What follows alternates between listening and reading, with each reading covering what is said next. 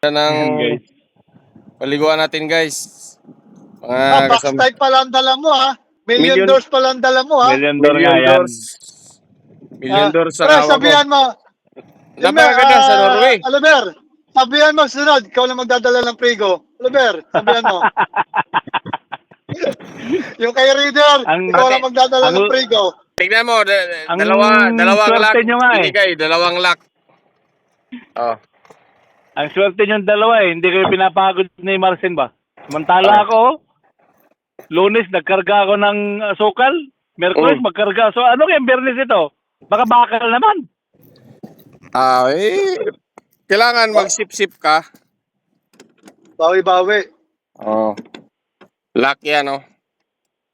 Si Marcel, ang hirap magsalita ng super puro grit.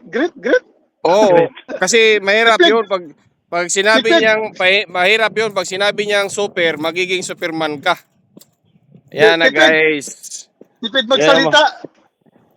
So, marami silang sadyanan ng truck. Alam mo kung bakit nalaman ko to? Yung ano doon, 6'9". ayaw pumayag. Sabi niya, wag dito, bawal dito matulog. Sabi ko, wala akong alam dito matulugan. Sabi ko ganun. Sabi niya, pumunta ka dito sa Akdal, mayroong bagong gawa, truck parking talaga yan, may liguan, mayroon lahat. Sabi ko, kaya nga bago nga yan. Bago. Sa Akdal may mga parkingan din. Meron din talaga dyan. Pero yan, malaki yan para sa driver talaga yun. Oo. Yan ang kaganda sa Norway. Talaga pinipreserve nila sa mga driver yan. Kaya kailangan wag babuyin, wag vandalism.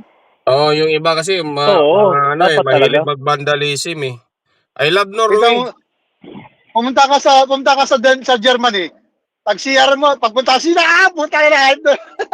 Puno ng tayo yung banyo. Oo.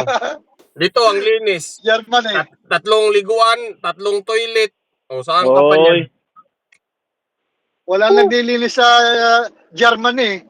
Wala. Kaya I love Norway. Grabe yung Norway. Maganda talagang Norway. Maganda ang mga facility ng Norway. Maganda pa sa Norway. Kailangan antay mo yung yelo.